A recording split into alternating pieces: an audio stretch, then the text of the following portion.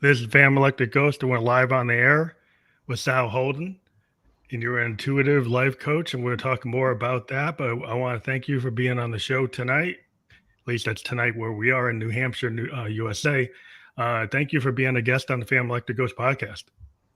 Thanks so much, Phantom. It's wonderful to be here. And yes, it's currently 9 a.m. in Australia. So Yeah, that's the magic of being able to talk to people from around the world. We initially did interviews with musicians. We could interview people in Australia, which we've done before, in Japan, and so we're aware of this time zone difference, day difference. You're on a different day, so that's really, really cool. That I think that we can reach that far. It's very, very, very interesting to me to be able to do that. But one of the first questions I always ask anybody that's on the show is, what motivates you and why do you do what you do? I love that question because I think it's the crux of really like a deeper, meaningful and purposeful life as well. And what motivated me, particularly in the beginning, was certainly my two girls. And so they're 21 and 23 years old now. And I actually have a little grandson as well. So that's extra motivation.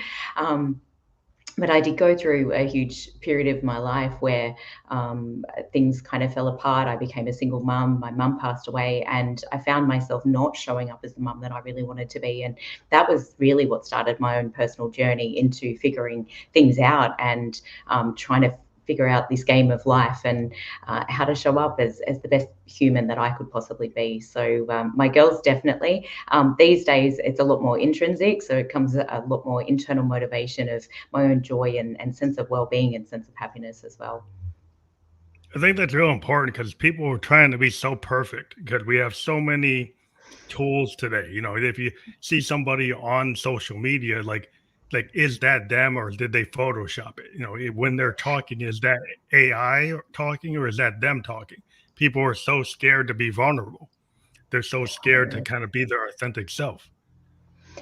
Absolutely. Yeah, it can be huge in so many ways. And exactly what you're saying, like with all the AI coming out now and everything, I think people really are looking for that authentic, real connection. And it's what connects us as humans as well, right? Like that heart to heart, that being human. Yeah, it's just there's so much kind of pressure on a lot of people to make things perfect or to, you deal with creative people and you find like a painter and you go to their loft, they got 100 paintings sitting in the loft and say, are any of these in the gallery? And they say, I'm not ready. Well, it looks like it's ready to me, but like they can't get beyond that, imposter syndrome or the self-doubt. It's really Mm. important. It's like you don't have to be an artist to be in that zone. You like just everyday people run into this problem because they feel like they're in the comparison trap of like they got to be like the Joneses, like they got to be like their neighbor, they got to be like this other person that's got $1 million. Like why? 100%, yeah, and it's perfectionism kills creativity, and that need to get it right and get it perfect, and yeah, it's such a huge impact on squashing our gifts and our talents and our purpose and just putting our biggest and greatest things out into the world raw and authentic and vulnerable and all of those different things. But I definitely found that to be the case even with my book that I launched last September. And it was that, yeah, just releasing it out into the world. There were so many fears that come up for sure. So I can definitely relate to what you're saying there too, Phantom.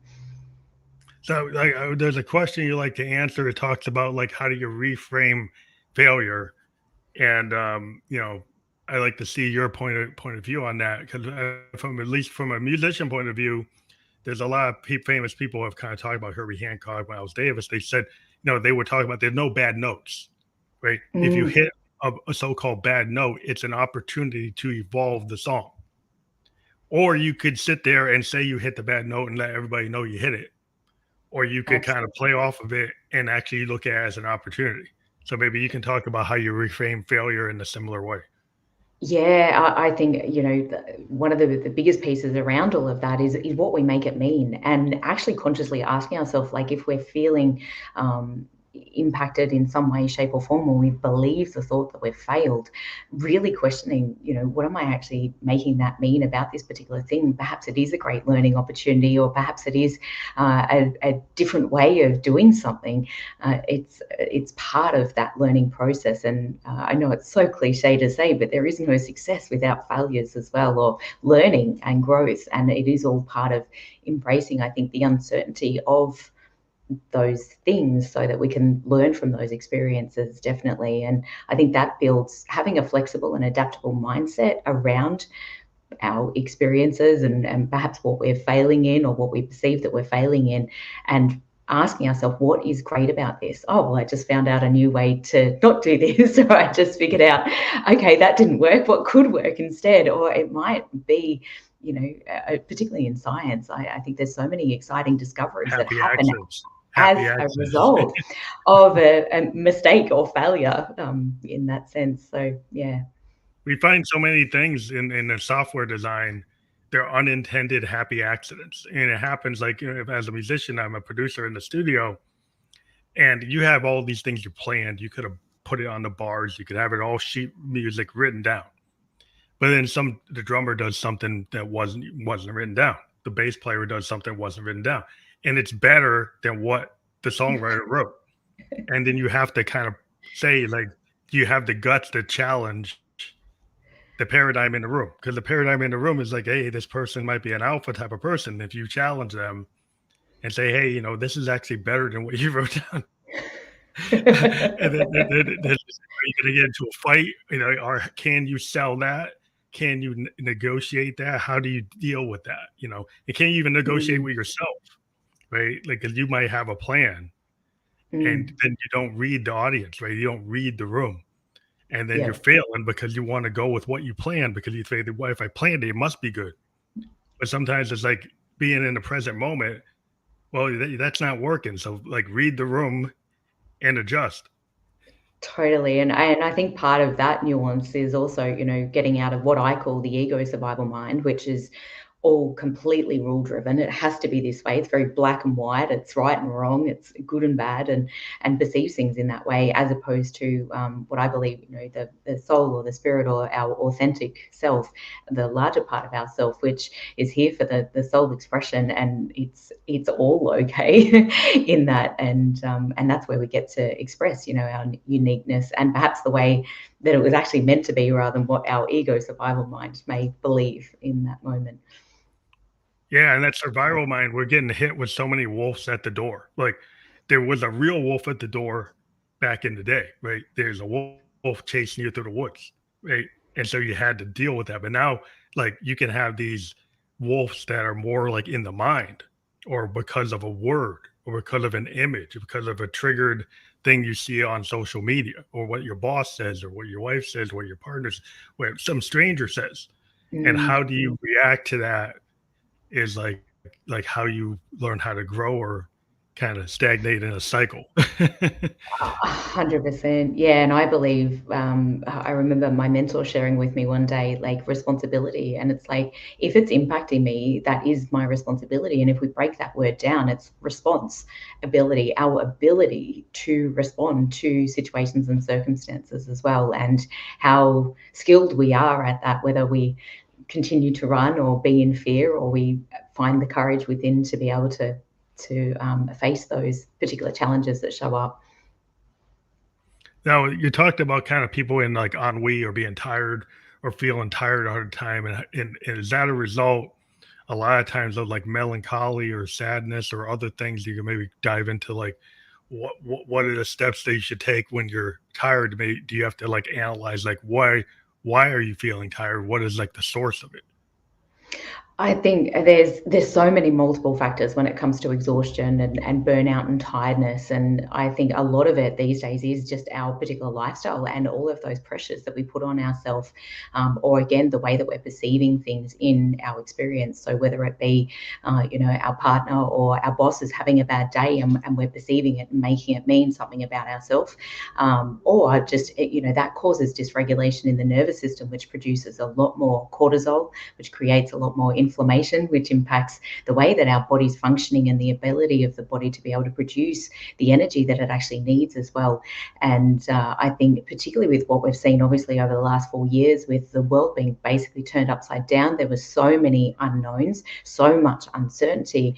And I think the adrenals in particular get very exhausted, which is what produces our cortisol and our adrenaline to be able to function every single day. All of that was like, the body's like constantly feels like it's being chased by the wolf, as opposed to feeling like calm and relaxed and all of those things. So the way that we communicate with ourselves and the way that we're filtering our situations, circumstances, challenges by what we're actually telling ourselves about those events, or even just what we're focused on and thinking about, we may not have even had that experience happen, yet we're creating these fears in our mind by what we're focused on. And all of that, I believe, creates and generates a lot of exhaustion.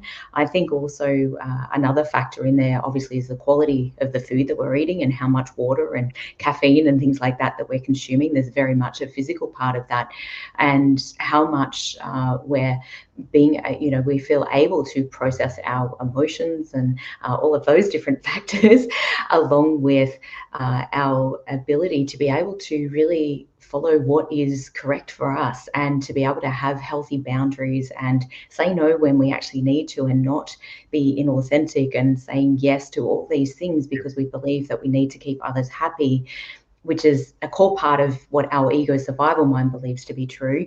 But really understanding, unless we're actually really aligning with what's correct and true for us, that unconsciously creates so much exhaustion in the body, because we're forcing ourselves to do things that we feel obligated to do, rather than from the joy of being able to consciously choose, this is how I want to live my life. This is what I choose to do today.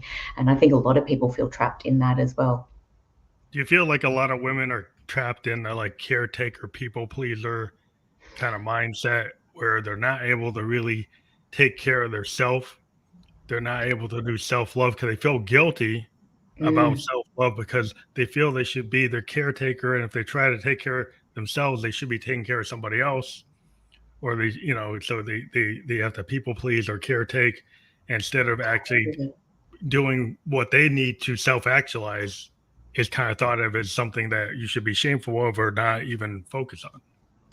Oh, I absolutely agree with that. I believe that we've had so much indoctrination, and I think, to some degree men have also experienced this as well. However, the main people that I work with are women, and obviously speaking from a woman's perspective as well, I certainly know. I got lots of validation, lots of reward as a young child for being the good girl, for helping out, for always acknowledging everybody else's needs. And I think when our value as a person in our own identity gets deeply interlinked with giving and taking over responsibility for others and for others' well-being, I think that's when the wires get crossed, because then we feel bad about ourselves if we do rest or we do try and take time for ourselves.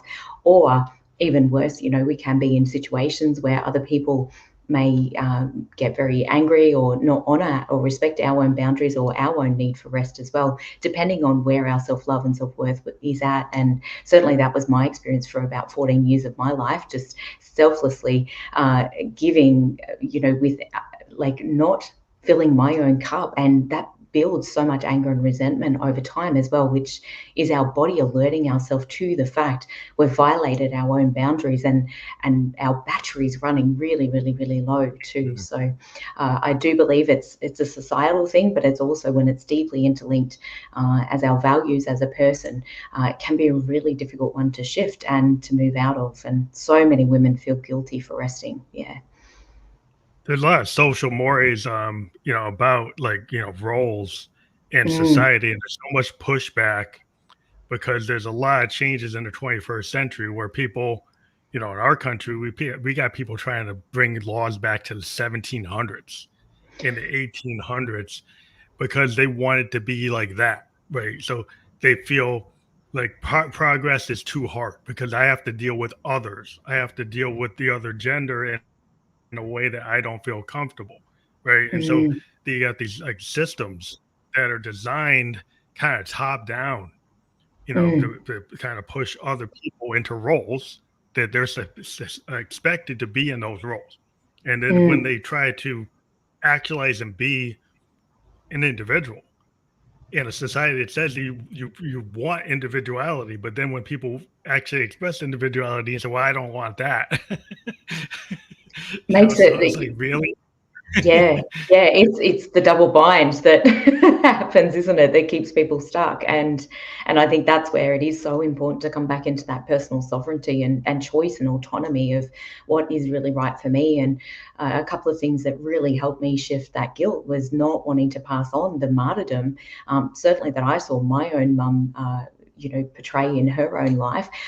She was very loved and did a lot of things for other people, but at the cost ultimately, I believe, of her life. She died from cancer at 59. And I believe that, so much of our internalized anger when we're not actually taking care of ourselves and doing the things that are right for us can lead to greater inflammation, which then causes so much disease and stress and things like that. And for me personally, I did not want my girls growing up believing that they couldn't rest when they had kids or they couldn't do something for themselves. So it was like, okay, I need to be the leader here. And so that way I chose to actually role model and demonstrate that because, yeah, I didn't want that for my girls. And that was really what helped me transform a lot of that guilt because it was still there. It was, it was there a lot. There's a lot of autoimmune diseases, like in multiple cultures. I've lived in Japan.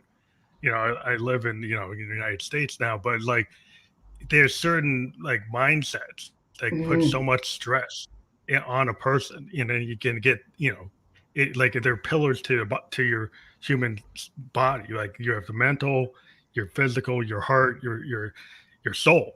Like if you don't take care of one of the pillars, like I was talking to a person that was like a personal trainer, and they had six pack abs and they outwardly looked great, but their mental state, they mm, didn't. When they looked in the mirror, they didn't see the six pack abs.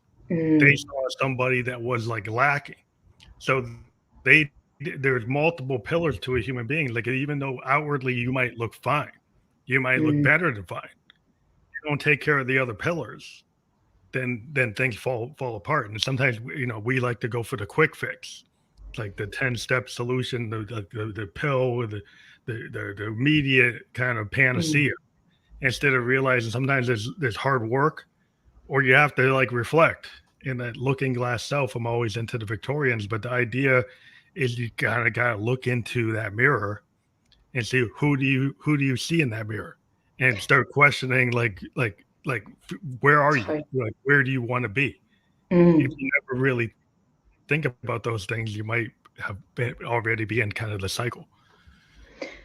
100%. Yeah. I know for a long period of my life between 13 and 32, I absolutely had the belief that I was fat and ugly and no one would love me. Like I absolutely believed it without no doubts at all that it was the solid truth. And it wasn't until I started to learn how to actually shift my beliefs, it's been completely life changing on so many levels. And I totally agree with you.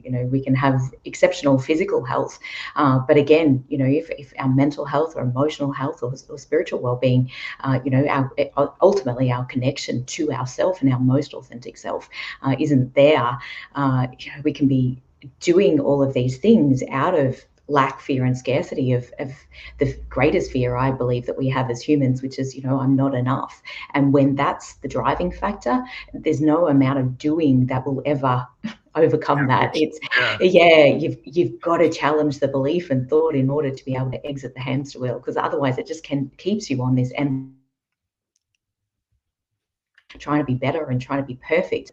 There's no end to that. It leads to yeah, a it's like very the search for maybe perhaps yeah, it's like the search for wealth. If you say I want $1 million, then you want $2 million, when you want $5 million, say what is it that you're looking for? yeah. Financial security, like certain trappings. Mm, Like, well, like you're gonna find somebody that has more trappings than you. So then it's mm, like, is what is that? So it's like, why do you want to do what you're doing, right? So like, what yeah. is the purpose? Do you want to be, secure financially? You don't necessarily have to have $1 million to be secure. Like you Mm, could have your own business and it's not generating that kind of money, but you could feel totally fine. But it's like, why are you doing what you're doing? It's like it's like comparison trap. You're trying to be like the Joneses. You're trying to be like this. It's like, well, why don't you try to be you? But do you even know who you is? I totally agree. And I know I worked with a client. She was a financial planner for a number of years. And she said, I've got clients that have $20 million like in investments and everything. And they still are terrified that they haven't got enough. And I truly believe that's where it comes back to the energy of why are we doing what we're doing? Is it driven by fear, or is it driven by, a joy and a desire for growth? And I think the two can be very different energies to play with, because I do believe that we're here to expand and grow and become more and create more, perhaps, and even be able to contribute more as a result of creating more. However, yeah, if it's constantly from that, I need to be better, or I'm still not good enough, or I still haven't got enough, it's a very unhappy cycle for sure. It's interesting because the whole perfection trap and the unwillingness to go with happy accidents or to like one of the people I like to talk about all the time because I'm a musician is David Bowie. And David Bowie has a couple of gems out there. One of the things he said when people were asking him about his kind of chameleon-like nature of changing all the time, he said, "Well, I like to tread water as an artist." He's like, "What do you mean?" It's like I like to go somewhere where I'm not the expert. I'm not Mm, the best. I was like, I'll go and work with like with somebody that can sing better than me. I'll go work with somebody that can play guitar better than me. That's a mm, better producer than I am. That's a better at anything. Like label it down like a better actor than I am, and I'll go try to do it and know that I'm not really at the top of that field, but I'll mm, still go and try it and do my best effort and not be so drawn into a despair if I don't hit the mark because it's part of my process is to challenge myself. I love that, and it's so true, isn't it? It's like when we are valuing growth for the sake of growth and learning and experimenting and playing, and we're not putting all that pressure on ourselves that it's, I have to be perfect. It takes a lot of humility, to be able to do that, or humbleness, particularly for somebody that has, you know, done achieved so much externally success wise and things, but also it's letting go of dissolving the ego of I need to be the best at this, and just being willing to learn and play and grow, which I believe is where a lot of the creativity also comes from, and the different things that we can Yeah, learn from those experiences. Mm, I think when you push yourself to the bleeding end, if you just keep on doing what you're good at, well, you become an expert at. You did like a 10,000 hours of doing the same thing. But totally, yeah. eventually, like if you want to grow, you Mm, change like into a different field. You go into scientist goes into a different type of science. An mm, actor goes and they do film and they go and do Broadway. They put themselves on a live stage. mm, They go and do comedy when they're a dramatic art, or a comedian goes and does drama. You go mm, and push it, and it's not that you know are the expert at it, but like once you open the door, you get more expansive. And I think mm, it's like kind of growth mindset that you can do a little bit of that treading water, but it's like you have to believe that you have the capacity to become more. mm. But if you have a mindset that you're not good enough, then you're never That's going to think you could become more. So then you're never no. even going to try to become more. Yeah, and we squish it down, and we don't even try to begin with, because of that essential huge fear of failure as well that can come up for people. I loved reading Matthew McConaughey's book in The Green Lights, where he said he literally did not want to be known as the rom-com guy anymore, and so he stopped taking contracts for like 2 years or something, until he finally got offered something in a more expansive role for himself as well. I thought that was quite amazing, in his own personal journey. Yeah, because when you get these actors that suddenly change their dynamic, Their genre, yeah. they go into something and they either do method acting or they take on a villain role or they take on something like polar opposite of what you expect they could do.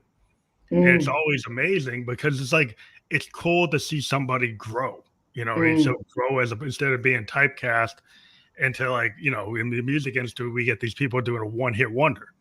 Like they're more than that one-hit wonder, but they got Mm, typed into it, and now all they're known for is that one song, and it's mm. very kind of destructive to their overall growth because no one ever sees them as anything else. Yeah, yep, absolutely. I found the same even in my own journey as well of learning different modalities. I started with kinesiology and that was amazing. And it's quite an expansive modality in itself because there's so many different things that you can bring in when you're actually using kinesiology.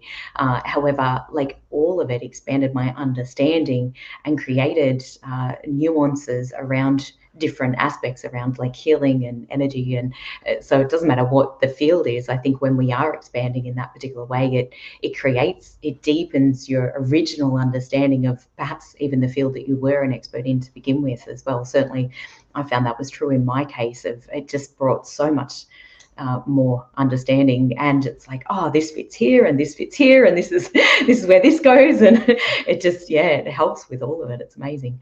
But the universe is so interesting because like as a musician, we think about like energy, but more like in frequencies. So I'm a Mm, synthesis, so I understand frequencies. I understand like waveforms.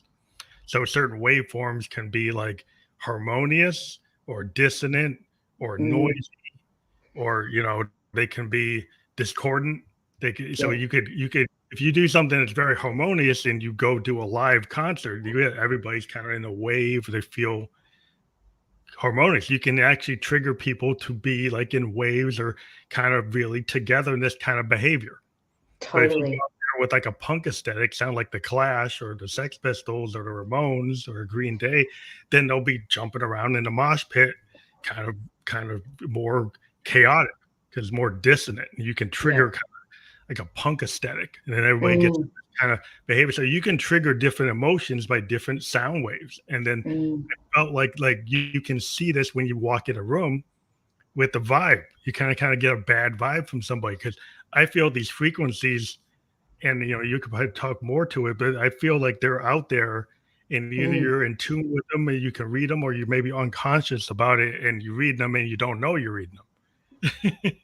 100%. Yeah, we definitely had that experience at I went to Dr. Joe Dispenza's advanced retreat quite a few years ago, and the whole room like was erupting in laughter. There was something that had happened, and it was like that whole just it was like a wave that started up one end and just like petered through because everyone was in like heart coherence and in those upper frequencies as you were speaking about as well. And I definitely agree that I think music has such a beautiful power of raising our emotional frequency without us actually having to effort at it. Sometimes, if we're not feeling the way that we want to be feeling, we can start. I often talk about the emotional guidance scale, and there's kind of like powerlessness, despair, grief, fear at the bottom of the scale, and then anger is a little bit further up, and then disappointment, discouragement, overwhelm, frustration, and then it gets up into curiousness and courage and optimism and like songs, really good songs, I think start like down in those lower frequencies and actually build through and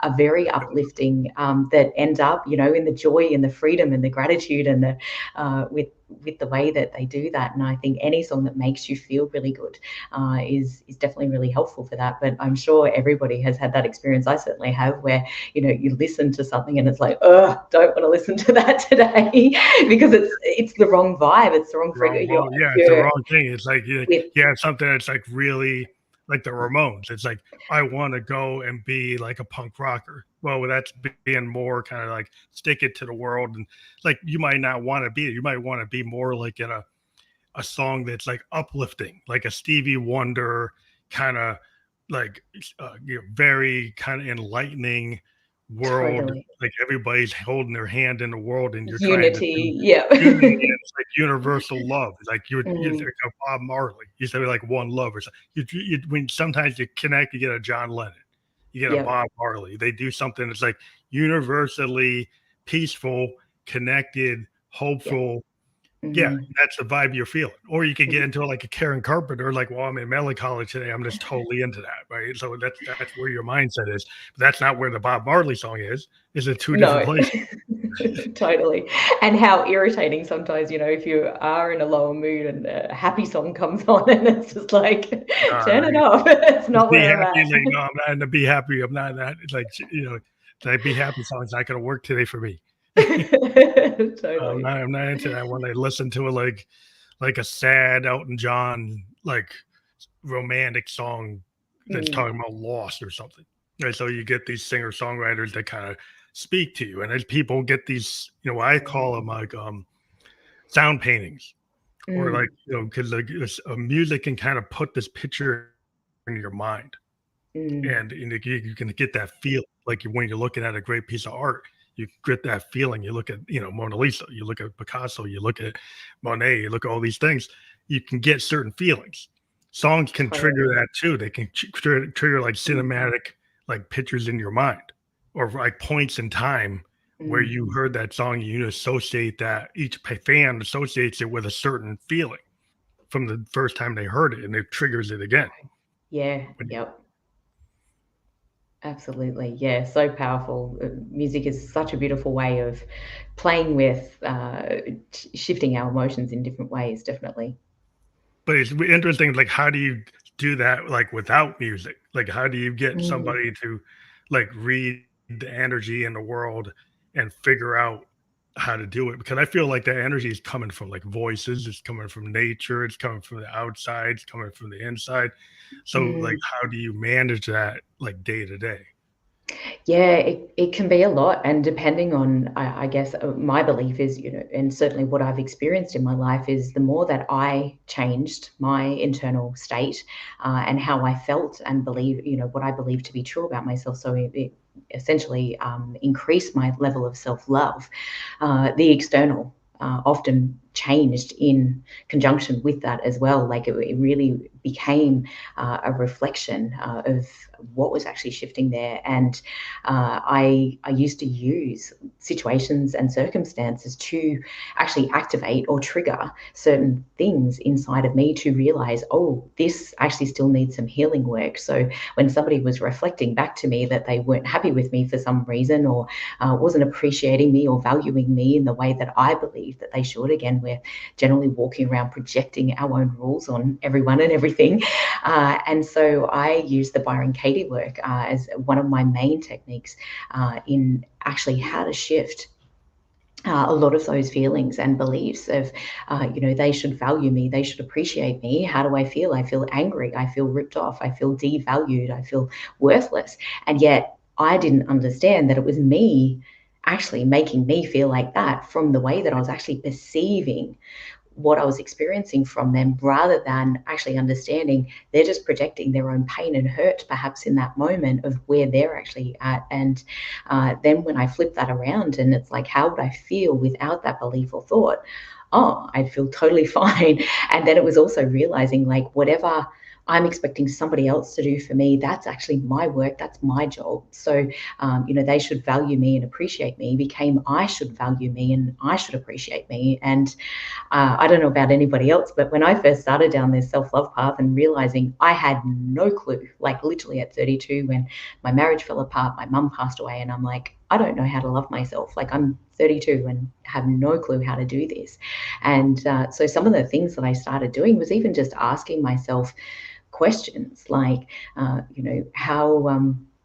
What would I do today if I already valued and loved myself? Like, even that can just be a really basic question. But I believe self love is both a feeling, how we feel about ourselves, but it's also a verb. Like, it's a doing. It's a putting into action. These are the things that I do as a direct result of self love. And I used to work out at the gym, and I did that without self love, which felt more like, punishing myself and belting myself into shape, as Mm. opposed to loving myself into shape and doing it because it was a way of expressing my own self love to myself. Yeah. Yeah, it's like that's a really big step when you're able to start to do that self analysis. It's kind of Mm, like this idea with like Buddhists is like we have this law of attraction. Like so, if I get my frequency to a point where I'm in a positive direction, then I'm going to have mm, positive like inputs from people mm, around me. where the kind of negative inputs are going to fall off because I'm not generating that negative frequency. So I'm going to draw people. Like if I believe in myself, then I'm going to get opportunities because I'm radiating that belief. And then these things are going to start to happen. And the opportunities Exactly. would just seem like they're magically appear, but they're not really magically appearing. You're getting into the right frequency to see them and to Mm, go toward them and then people to come toward you. So and to action them as well. Yeah, yeah, you get to make moves that maybe you wouldn't make because you didn't believe in yourself. So, now you're gonna absolutely. believe in yourself, so you'll make those steps that things will start to kind of fall Mm. in place. Totally, and I think what also helped me, go from feeling, the law of attraction's all a little woo-woo to actually, like, implementing it, like, on a logical and it just understanding it on a very logical basis was actually what I'm believing is literally impact the way that I'm feeling. So be it positive or negative, but if we use a negative example, like if I'm not believing in myself, I believe I can't do it, then my feeling state is very diminished. The action I'm going to take is probably going to be very minimal from that, which then is not going to produce much result, which is then going to reinforce the belief. See, I told you I can't do it.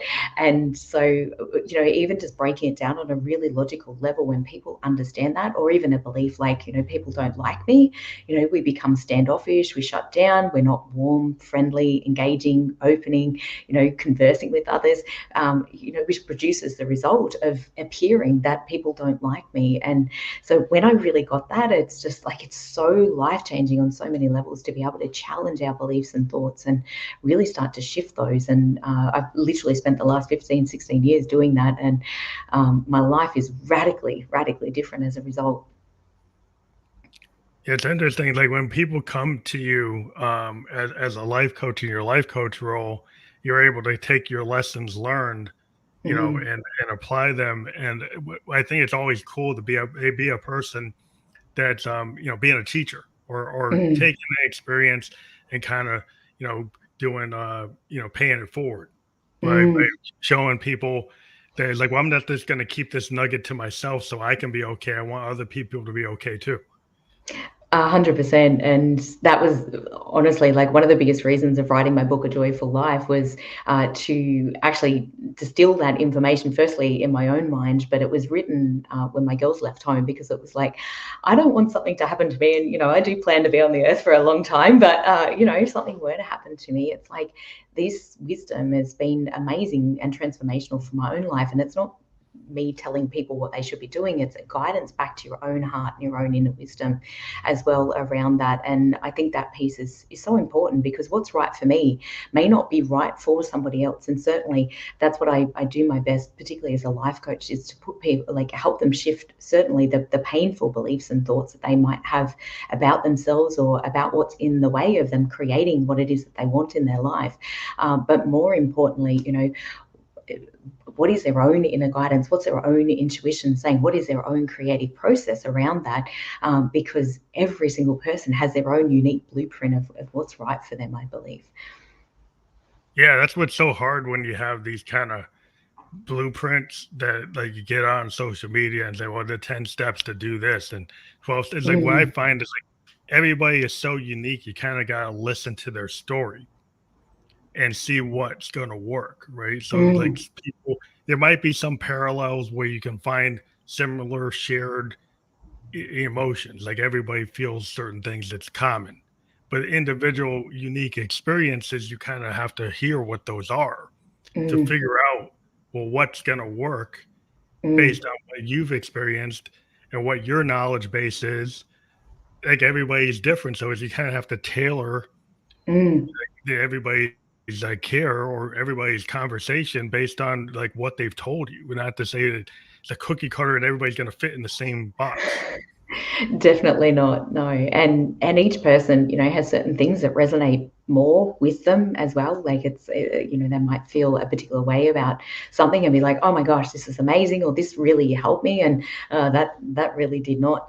But I think the other beautiful thing about working with somebody that has also walked the path is, I think so many people these days, and I get it, you know, I was certainly one of them as well, was looking for the magic quick fix. Like, it's like the magic bullet, and how to just tell me, like, how do I get there like really quickly, or, you know, it can change all of your beliefs in like one session. And it's just like, it's just utter BS. Like, literally last week, I was still challenging the belief and thought like I'm failing and I'm not successful enough.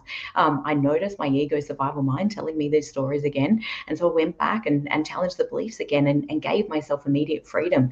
But years ago, you know, that would have taken me out for like 3 months of feeling like a failure and feeling like I'm not good enough, and therefore not following through on the actions and things. So I think when people can actually really understand, and I share parts of my story for that particular reason, like, it does take hard work, and it does take commitment and awareness of, oh, I've got this thought coming up that's not serving me or that's creating pain, and now I've actually got the tools to challenge it. It's not that that's never going to happen again, or once you're happy forever. It's a moment to moment choice, and also moment to moment impacted by, you know, what we're experiencing in life. Well, it's interesting. A lot of times, we go to school, we get our degrees, and a lot of times we don't learn the skills that we need for everyday life. And Mm, people think that, oh, I got this degree, but if it didn't really teach you to manage your imposter syndrome, or manage your self doubt, or manage your people pleasing tendency, like if you didn't get that from what you were studying, because you were going to be a doctor, or you're going to be a lawyer, you're going to be an engineer, so you were studying that. And then they said, "Well, do you think you're done?" But then you mm, have all these things, other things that happen. It's like, "Oh, how come it's not working?" Because like everybody has to have tools, and I think we don't get those tools in our, when we're going into our schooling or going into the training we get. There's pieces that are missing, and mm. people are starting to find, it's like, why are all these pieces missing? What do I need to? How do I fill those in? Absolutely. I could not agree more. And I think, you know, I do believe from what I've seen, or some small parts of what I've seen, there is some of that, you know, building confidence and things like that coming into schooling. But I still don't believe it's enough. And I believe a lot of schooling teaches us what to think, not how to think. And I believe that's a critical skill, particularly in today's world, that we need to learn how to actually think independently, Mm, rather than just like, uh, you know, basically giving everybody else, you know, the expert hat, and believing, yeah, well, they've got my answers. And because, again, as yeah, we've just critical discussed, thinking. you know, Like, yeah, yeah, like it's where such an the problem important is we tool. get so into like, well, learn Einstein's theory, or learn this algorithm, or learn this thing and show that you know it, versus like a Socratic method. Like, I went to school, and it wasn't like an SAT. It was more like you had to talk to your professor and actually do an oral exam or do a blue book, and Mm, kind of actually put in your own words what you learned for that period. mm, And so you had to learn how to apply it. And they do some kind of open ended question that would basically, you'd have to bring in everything you learned and learn how to apply it in your own words. So you yeah, couldn't just refer to like a single answer. There could mm, multiple ways you could get at it.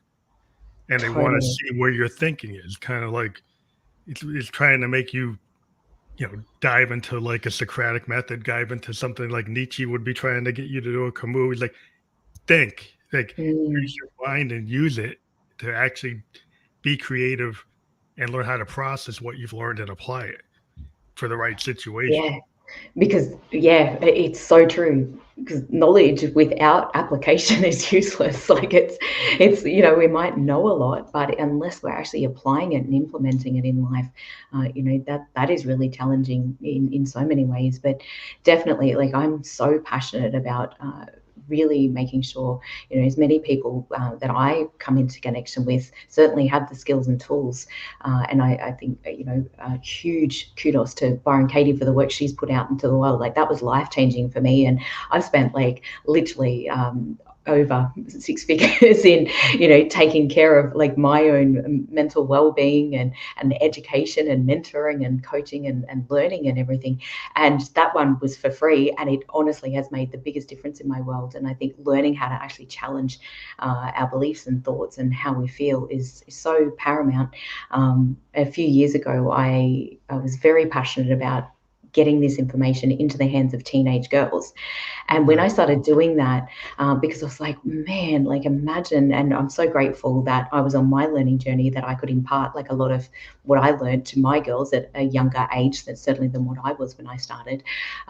But what I realized very, very quickly was, no, I actually need to be working with the mums, because it was the mums also that were experiencing a lot of this pain and everything else. And we can only do or share what it is that we know. So that was where it was like, okay, that's my role, is to That's support the awesome. So you mums. get to the mom because that really is kind of root cause. Like if you can get to the parents, because a lot of Totally. times the parents don't know how Mm, much they're actually influencing their kids, and 100%. have no idea that they're suffering from Mm, anomie or ennui or all these things, and they're passing it on to their kid, and they have no idea.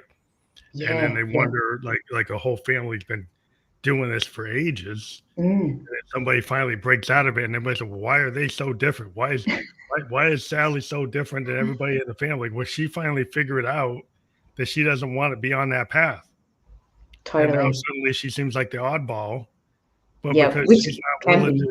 to do this, be stuck in that for the rest of her life.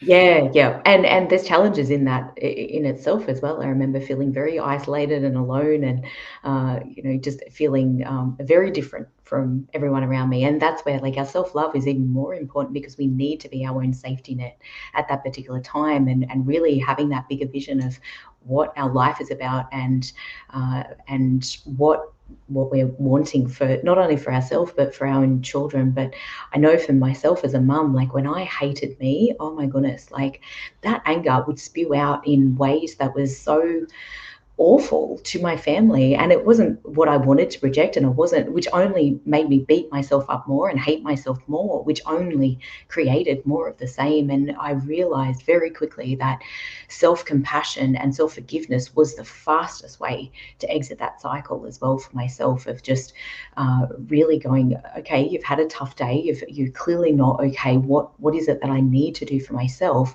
so that then when I would go and speak with my kids, I could do so from a much more regulated place as well. And it just made all the difference to my parenting, I believe. Reducing stress is like a common theme of what we've been talking about. Like, what are the Mm. best kind of plans or ways to manage that? Like, they're kind of starting maybe like a top like couple, like maybe 3 or 4 ways that people could digest it at the beginning. Like if they're trying to figure out how to do that. Yeah, I think the number one thing is awareness, right? Because if we can't make a choice, we can't make a change until we've actually become aware. I'm dysregulated right now, or I'm feeling stressed, or I'm feeling angry, and so many people, certainly a lot of the women that I've spoken to over the years, are in denial and disassociation of how they actually really feel, because it's been a coping mechanism to just get through the next day and the next day and the next day and the next day. So really, number one is becoming aware. And maybe that's like 5 minutes of writing in a journal each day. How do I really feel? If I was totally honest with myself right now, how am I actually really feeling? Because our feelings give us so many clues as to what is the next right step for us as well. And when we're not listening to our feelings, or we're squishing them down, or denying them, or repressing them because we've been taught that our emotions are wrong, we lose our sense of guidance. And it's so beautiful when we're like, oh, I actually feel like happy today. Oh, well, why is that? What did I do that made the difference? Or where was my focus going? So number one is definitely awareness and taking time to journal. Number two, even just asking yourself, as I mentioned before, like maybe 3 things that I like, love, and appreciate about myself, or what would somebody who truly loved themselves do today or in this situation, and getting again that internal guidance around those particular things, but really starting to acknowledge, I honestly believe that self love is the number one reason that impacts our stress. because when we feel good about ourselves, we have such a much higher level of resilience, capacity to be able to deal with life stresses, to be able to not take things as personally from others around us, and to be able to communicate much more directly and effectively in relationships as well, which again is a huge source of challenges for a lot of people as well. Is that self-love piece. So number two, like asking ourselves, what would somebody who loved themselves do today or in this particular situation, takes you straight back to your own internal guidance of what's right for you there. Number three would be, again, like getting in touch with, if I really loved and appreciated myself, what would I be doing for myself today, or how would I be living life, and starting to take some of those actions around that. I believe action creates so much change in our life. Without the action, without the follow through, that can be really, really difficult. And then, of course, there's beautiful things like meditation, just slowing the mind down, even putting our legs up the wall. There's a yoga pose. If you'd like to Google it, it's not very hard though. It's literally just moving your bottom into the edge of the wall and putting your legs up the wall. You can put a bolster or a rolled up towel underneath your hips.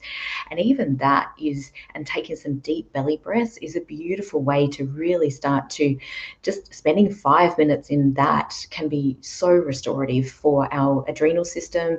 It relaxes the body back into the parasympathetic, and taking deep controlled breaths can be a way definitely of really letting the body know, hey, I'm safe, all's okay, and that can also decrease our stress as well. But often it's really understanding, what's causing my stress, and what are the quick wins that I can take, particularly if you're lower in energy. What are the quick ways that I can relieve that stress or eliminate that stress?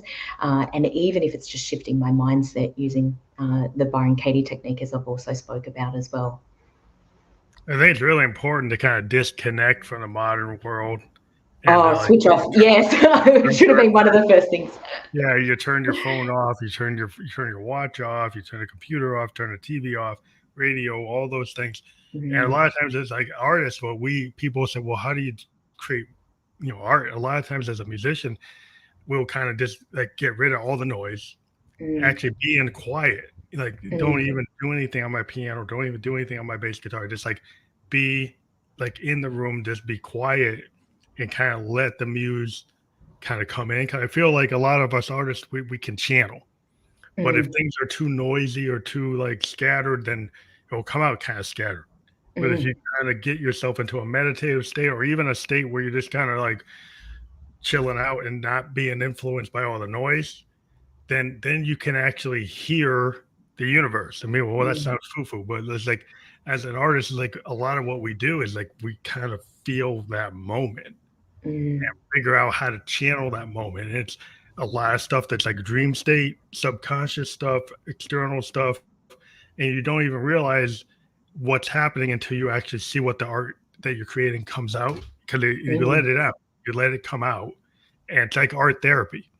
Like, is it just by letting that what's inside come out and channel what you're feeling, then you get the synthesis of the inside and the outside all at the same time.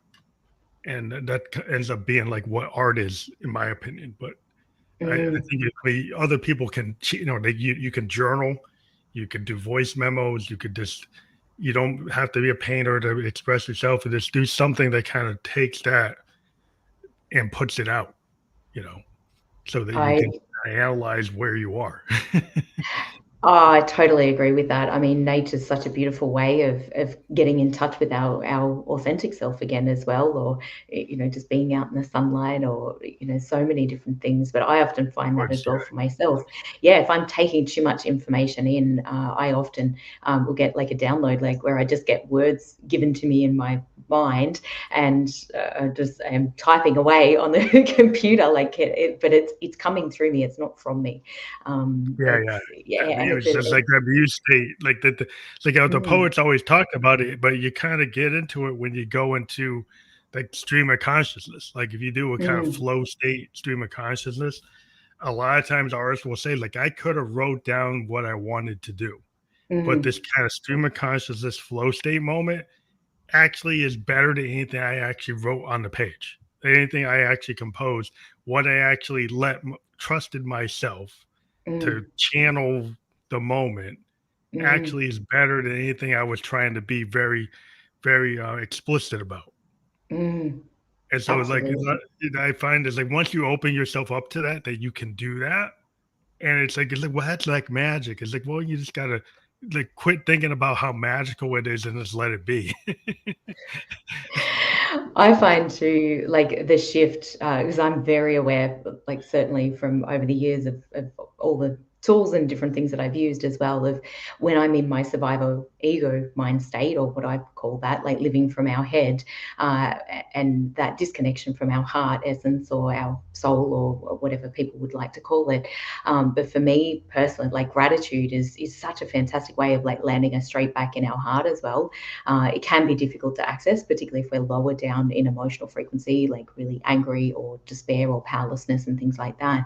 However, gratitude, I think, and courage even are beautiful ways of opening the heart energy and being in that space and activating that energy.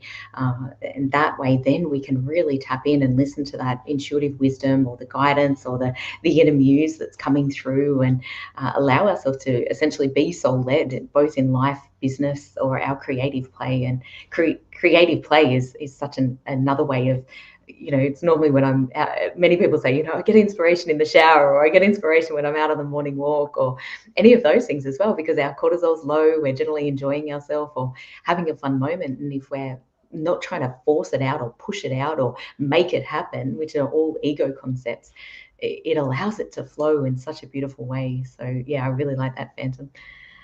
Yeah, it's collaborative like capability is cool too. Mm, Like if you're like in a sports team and you get that kind of those magical moments because there's all that muscle memory and all that just clicking.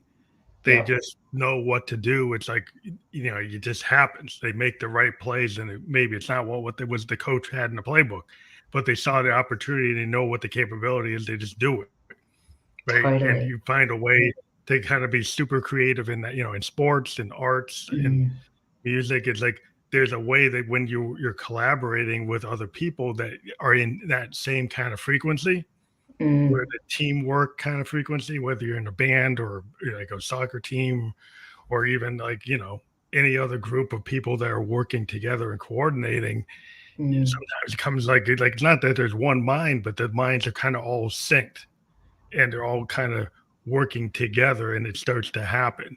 And yeah. you're like, wow, that collaborative energy is real Mm, positive. And anytime ab- it can get dissonant, it could go negative, you could get into a fight. But when it happens that you're in sync, it's really cool. absolutely. And I love that. The synchronization. That was what I was thinking through the whole way you were saying that. It's like that beautiful synchronization. And we can create that through having like a common vision or a common goal that everyone's working towards, as well. I think and when people are tapped in for a deeper reason in their heart as to why that's important to them, I think that also elevates that synchronization as well.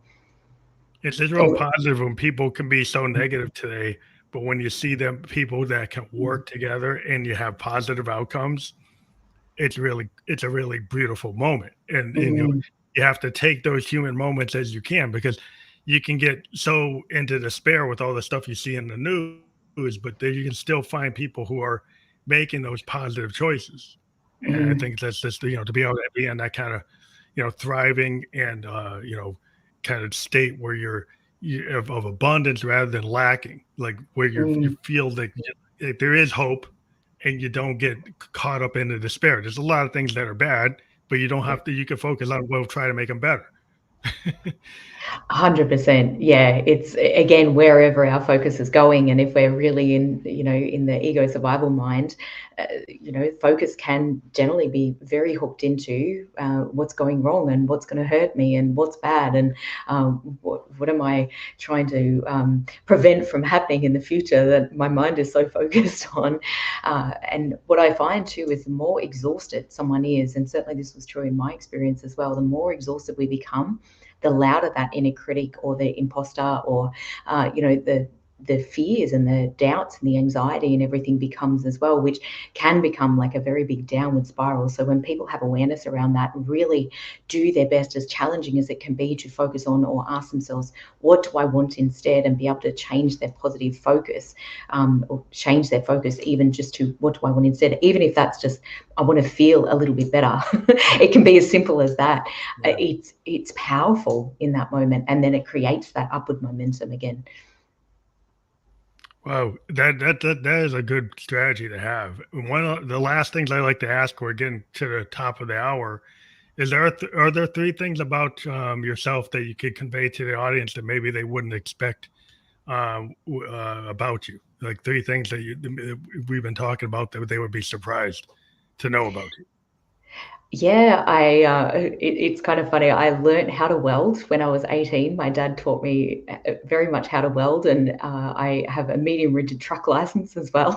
So I've been very much taught how to take care of, some of the less likely things, I guess, that a woman would do.